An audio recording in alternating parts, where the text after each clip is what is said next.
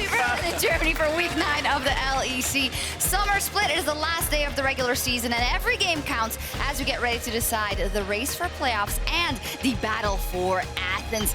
There we see Splice.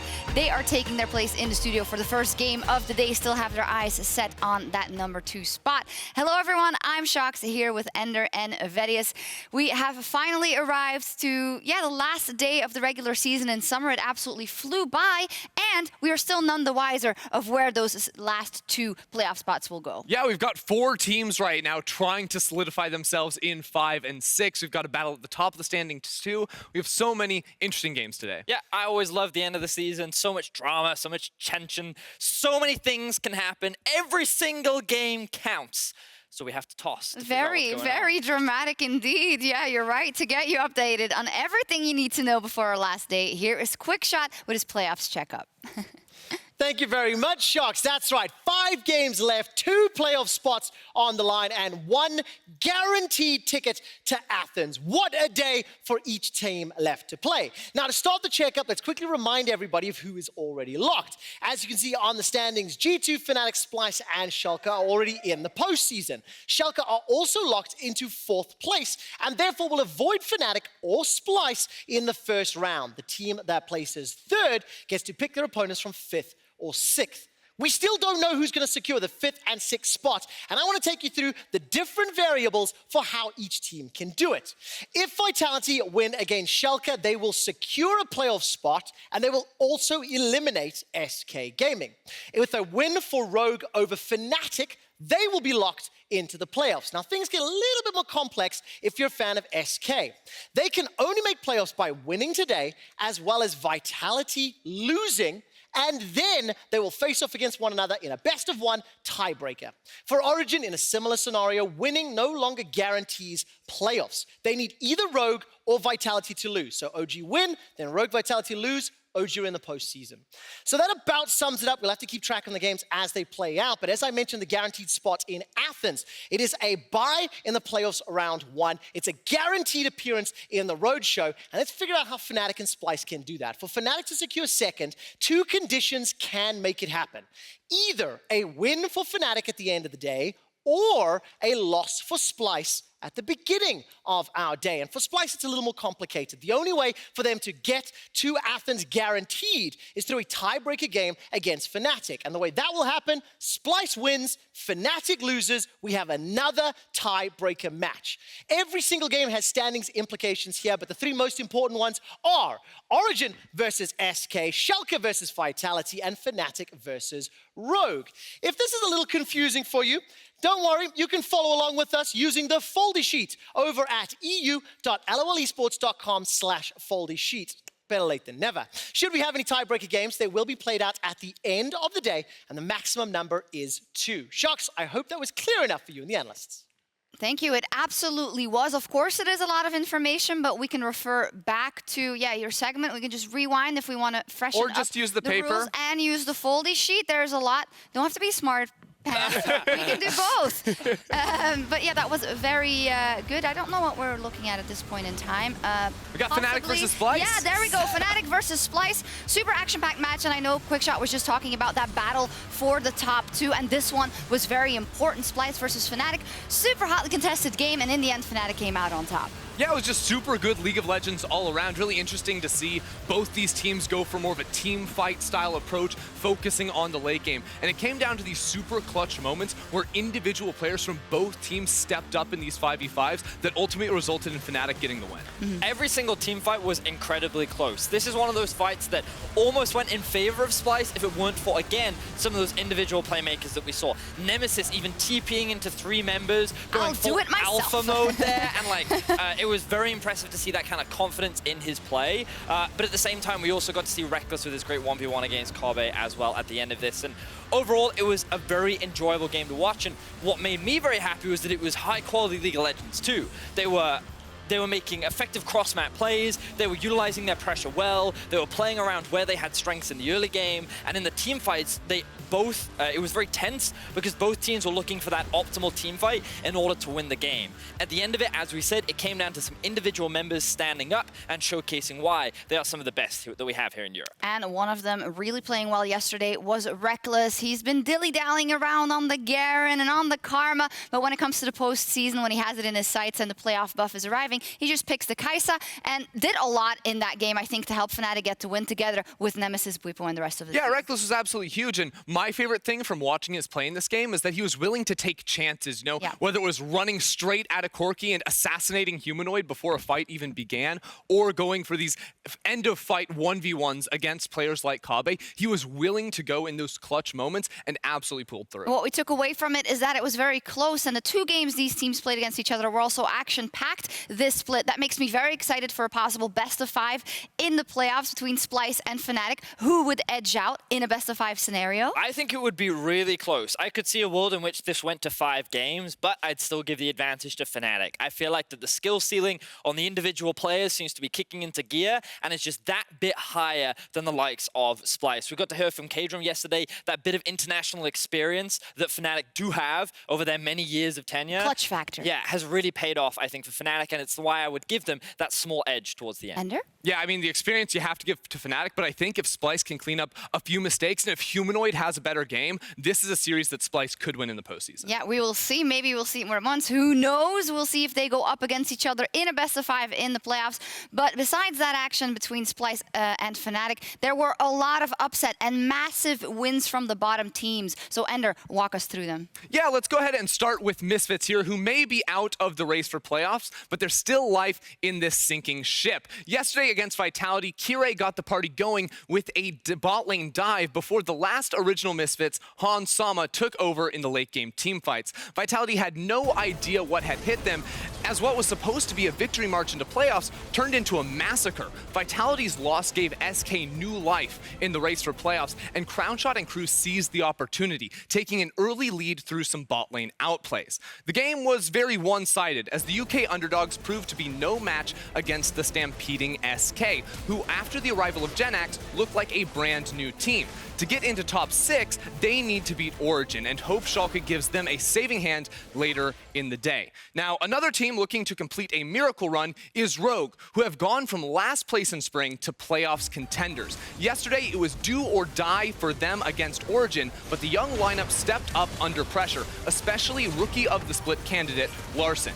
If this roster were to pull off the upset against Fnatic later tonight, they have done the unthinkable and secured their spot among the best in Europe. This sets us up for a great game, a great day of games today, Sjokz, so I can't wait to see which teams can pull ahead. Yeah, I totally agree with you. As said, there's always something in the air when you embark on that last weekend before the playoffs. It never goes completely as planned, and I'm very happy about it because we have everything left to play for and the all-important question to answer. Who gets the last 2 playoff spots? It is between Rogue, Vitality, Origin, or SK, and you all at home can help us decide or tell us what you think. You should spam in chat RGE, VIT, OG, or SK, depending on who you think will make it to the playoffs. Now, to kick off that discussion with my analyst, I'd like to ask you, despite the scenarios and the possible tiebreakers and whatnot, which 2 teams do you think would perform the best if they were to make it to playoffs? So for me, it would definitely be Origin and SK. And I want to start off the bat with Origin, because I do feel that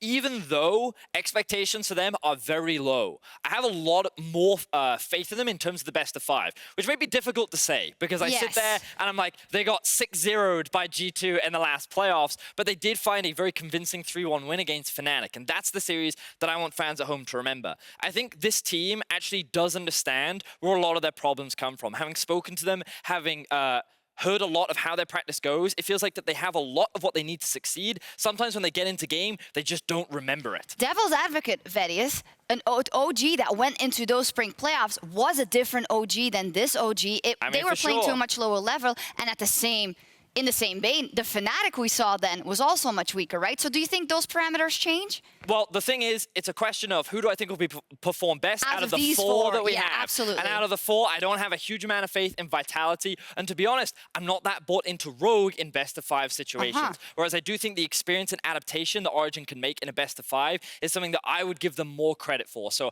I think Origin, for me, is one of the teams that I Do you agree with that, Ender? I mean, I see this Origin team, and no, it's not the team that went 3-1 against Fnatic. This team has had issues ever since they've come back from Rift Rivals. If they've identified them, then I want to see them improve. Is it I a have team not that has seen... less issues? No, and I think that's Vitality. For me, I see Vitality have the highest skill ceiling out of all these squads. Origin, in theory, could do better, but I have no faith in them anymore. So for me, it would be Vitality, because the question for me isn't which team can get a win in a round 1 match or get 2 wins in round 1 match. It's who has the best chance of actually winning. And I think that the highs of Vitality could do that. Well, the fans don't agree with you. Right now, they are definitely not aboard the Vitality hype train. We asked who would perform the best, and we asked the fans at home to vote for who they think will make it in. That's very true. And not knowing how they will perform, so I can't really see it. Rogue, 44% of the... Wow. The fans absolutely want Rogue in those playoffs. Vitality, then OG... and then SK with 22%. So it's really close between SK and OG. That makes a lot of sense. They're also playing each other. What's interesting about this is, given how many Fnatic fans exist, all the fans at home believe that Rogue will beat Fnatic today. It's all that bold typeface on Reddit. They're all Rogue fans. That's what it is. They just love it. Yeah, I mean, the thing is, so like, I think last week on PGL, I was actually sitting next to Finn, and I said to his face, look, guys, I don't think you can make it to playoffs because the strength of schedule is going to be too hard. Origin's strength of schedule is frankly much easier. Playing against SK when Rogue have to go against Fnatic, it's going to be a much harder road for them. But hypothetically, if you needed to look at the playoffs, an SK, of course, can get in there, but we know their ceiling in the playoffs. Of course, it could look a bit different with Gen X. I'll give you that. I would be very excited to see a Rogue take a shot at it in the playoffs in a best-of-5. I think the thing that would be problematic for me looking at Rogue is that the majority of their wins have come off of like very strong inspired jungle performances, specifically stuff like the Olaf. I'm not sure this team has the depth to hold up against some of our more experienced teams in a best-of-5. Let's go different with a self-made and a Gen X, because you're just talking about, you know, Larson and inspired anyway. But see, this is what, so I have it's more a difficult one. I have more faith in SK in a best-of-5 just because I think that their recent form has only propelled them in terms of their consistency in the mid lane and how aggressively both their bot laner, in particular Crownshot, and Selfmade is playing. So if I compare the two, I have more avenues with which I have faith with regards to SK compared to Rogue. Well, we got some super interesting insight, I would say, and it just remains to be seen what will happen, and we can't really predict who it will be at the end of the day. I just wanted to check in with our fans, but it disappeared. So we'll update you later. When we do look back at the regular season, there are some moments that stand above the rest. These are the totally not made up LEC Summer Awards.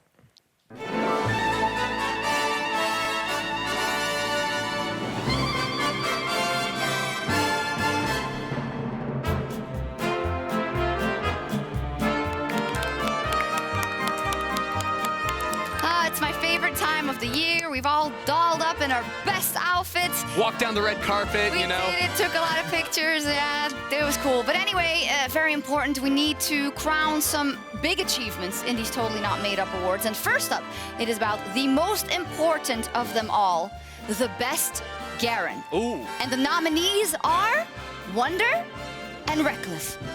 Okay. This is Wonder's application for the award. What do my analysts think? Oh, interesting. So this is this was an interesting debut for the Garen that we have here in the LEC. Notice how Wonder takes it upon himself to challenge the entirety of the Vitality roster here, yet failing still. I believe, Ender, this was the moment that he attempted to use his ultimate for the first time in the game. Yeah, he presses the button, but ends up dying before the animation goes off. Never gets to actually use the ultimate a single time. And I feel like most of the game he spent running away from Vitality as opposed to running towards them. Granted, there was a Fiddlesticks on the other team trying to fear him away, but this was definitely not the strongest performance I think we've seen. What about this one, Reckless? Now, this is a dime a dozen. This is peak Garen performance. Very rarely do you see a Garen performance of the caliber that we saw from the young Reckless from Fnatic.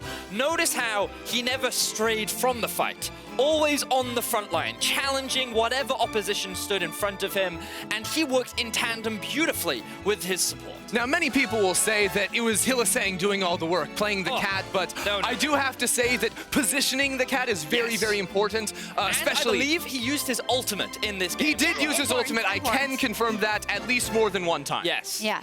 Absolutely majestic. So I take it that the analysts in this committee think it should go to get Reckless. It must be Reckless. Would be Reckless. Of course. I believe Reckless would win. Well, let's find out. We'll find out who the winner is. Oh, here we go. Thank you This so is it. much, my dear Laura. Okay. Well, I think you guys will be justified as per usual. Oh, the answer is Wonder. What? Wonder is the best Garen in the LEC. Oh. Yeah, an applause, please. Congratulations, Wonder. Wonderful, wonderful job. Congrats, Wonder. Okay, well, maybe, you know, Okay. sometimes it Definitely doesn't deserve always that go one. like planned. Okay, so Award next show up. is losing its credibility already. Next category is Mic Check Moments, and the nominees are... I'm ulting for you. I can power. Oh, nice. Nice. Oh, nice. How good am I? How good am I? How good am I? I was at the top from bottom zone. It was 200 IQ. Get him. Yes, yes. Just keep I'm pushing. Oh. You can't keep flash. Yeah, okay. I learned. Mowgli, make some noise. Hello. Make a call, Mowgli. Juju. Please solo kill. Great call, Mowgli. Short reminder, Mordekaiser, Tamiya and Jace are disabled. Why our champion players are disabled?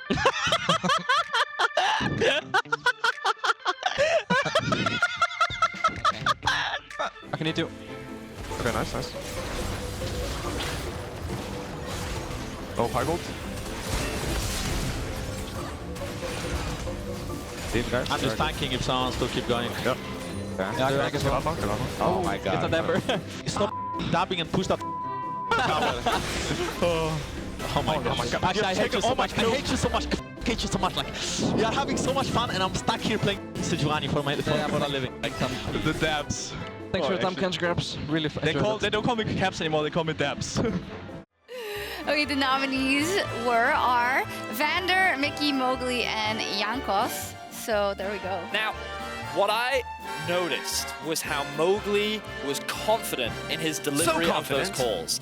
Do you see how he communicated very efficiently and cleanly, only using the minimum amount of words in order to get the point across? Jizuke, please solo kill. Nothing gets any cleaner than that. No. I was quite blown away by the communication from Mowgli. I do think Jankos maybe needs to refine his speech a little bit. I agree. It was a bit too much for me. We almost ran out of asterisks when we had to subtitle that, so I think that's to say enough. All right, let's see then what the committee has decided as for best mic check of the LEC Summer Split. Mowgli, there we go. Oh, congratulations. Right on the I suppose different people were voting this time. Yeah, good stuff, good stuff. All right, 2 out of 3, one very important award left to go. We know that the fans, they always show up here to the LEC, and this Summer Split, they also brought fan signs to make the teams on stage pick certain champions or play certain compositions. And these are the nominees. The Caps pick Alistar, the pick Nocturne mid by a certain individual, and Caps I mean, down here we have the simple but effective. I don't think it goes the extra mile necessarily. I quite like Caps pick Alistar. Yeah. You have, you know, the facial hair that is clearly all natural, as well as, you know, extravagant, fashionable Look at all glasses. the personality in this pick Nocturne mid side. You can really see the flair. There's too much personality. I mean, I think there's just the right amount of personality, and look at how it's held as well. Like there's a firm grip on that. He is certainly confident. Certainly confident. The man holding the sign. Portrayal, I feel. All right, shall we find out? I'm who is pretty, the winner pretty according to you? confident in the Nocturne mid lane. Caps pick Alistar, for sure. All right, let's see. Oh, it's okay. What? Oh, this is gonna be good. Pick Zyra. Wait, that's not an answer, There must have been some dilly-dallying with the voting. Okay, all good. Then it is pick Zyra. Pick Zyra. Pick Zyra. G2, you heard it. pick Zyra. All right, well, very important, very serious, and we've got all the awards. Is there anyone else you'd want to award with something whilst I get my cue card back? I want to award Ender for having the most bomber jackets of anyone in the history of ever. I humbly accept. I'd like to thank the Academy, my parents. Wonderful. While we run around with playing me off? and, you know, dealing out fake awards, teams in the LPL are actually fighting to represent their region at Worlds. Here's Frosk for our international check-in. Thanks, Sjokz. Now, with Worlds fast approaching, I wanted to hone in on some of the competition Europe will be facing for the Summoners Cup, namely the LPL, because hello, it's me.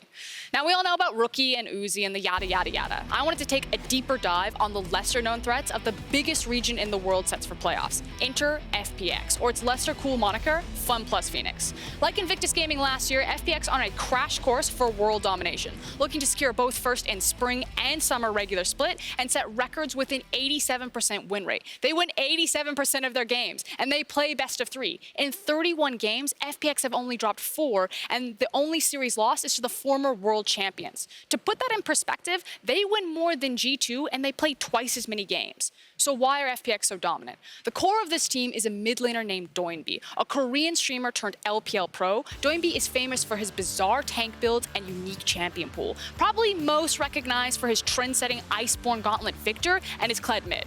Oh, and of course his Pantheon. Now, working with his jungler Tian, FPX have the best mid-jungle duo in the region. Reminder, Rookie and Ming are in that region. FPX skirmish early, rotate to side lanes, and they love diving. They're everything you expect from the typical Chinese aggression. They're fast, explosive, and bloodthirsty.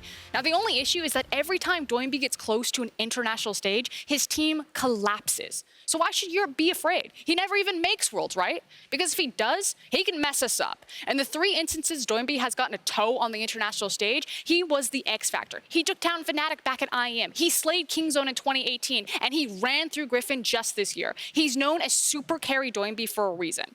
And you can take my word for it, or you can see it for yourself. Tomorrow, the current top 2 teams in the LPL will square off in a best of series. FPX versus TOP is the match to watch if you watch anything before the LPL finals. That's the T. Now back to you, Sjokz.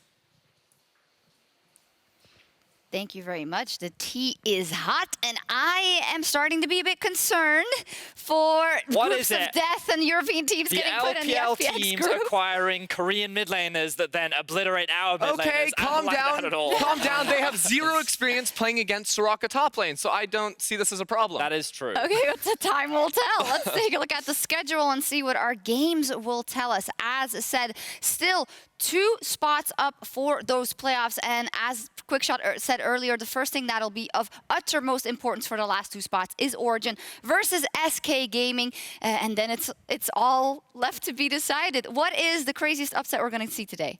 We're probably going to see SK beat Origin.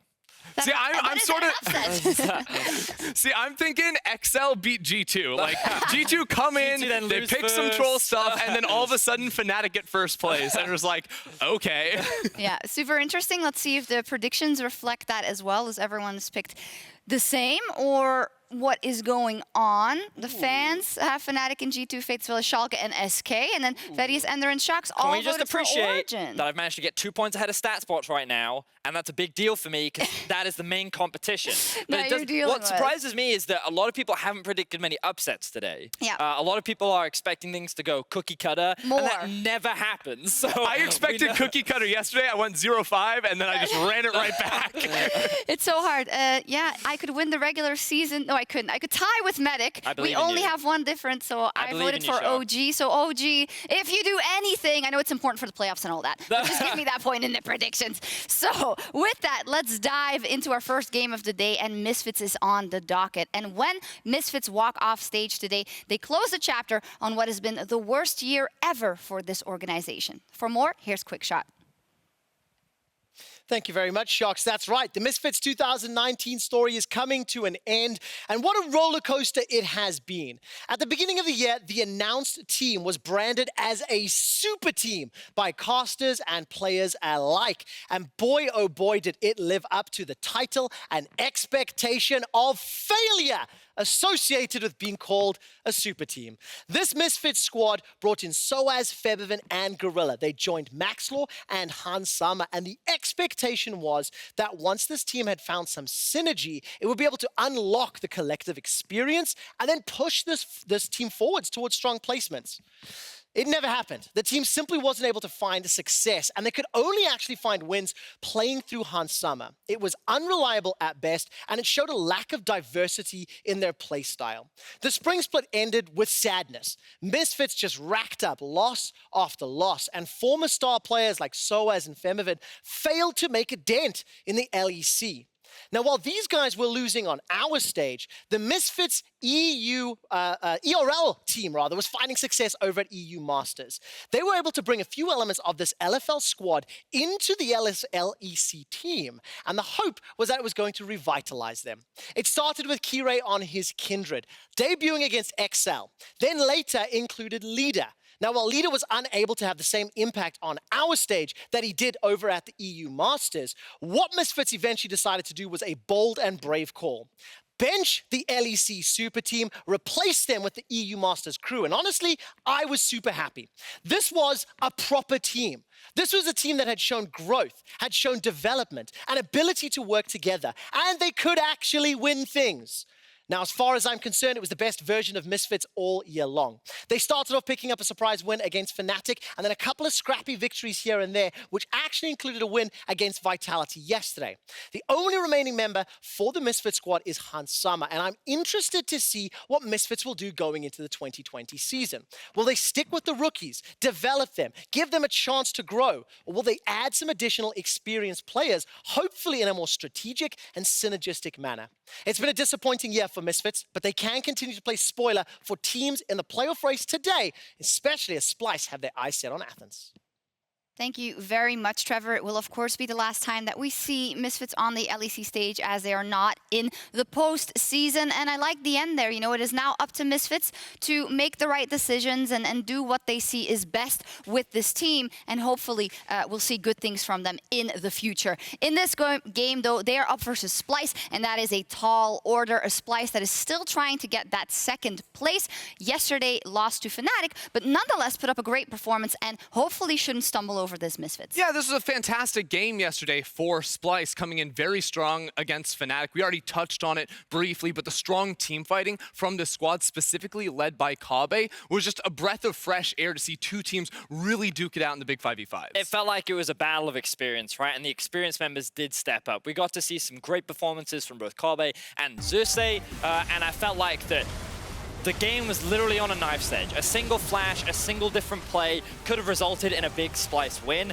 and that just goes to show how much this team has grown this split and how much you can still rely on some of the veteran names to be those big carry performers when you need them. And no matter what happens, if they end up in second spot or in the third spot and have to go through that first round of the playoffs, it feels to me like they are head and shoulders above anyone they might face in that first round. Do you guys share that sentiment? Yeah, I mean, right now it feels like this could very easily be one of our world's contenders moving forward. And based on that game we saw just yesterday, I think European fans should be looking forward to that and feeling pretty good about it. Yeah, and I'm really excited to see these two AD carries go up against each other. It's been a while, but getting Hans Sama, who seems to be in form right now after hearing his interview yesterday, it feels like that he's playing the way that he likes to play. He's relying on his mechanics as an AD carry, and going up against the likes of Kabe, who seems to be in beast mode right now as they make their race to playoffs. I'm excited to see what they can throw out today. Super hype bot lane matchup overall. Time to kick off the last day of the regular season. And tonight, say it, Dracos. I know you want to. Every game counts. Thank you, Sjokz. Hello, fellow mortals. I'm Dracos here with Froskurinn.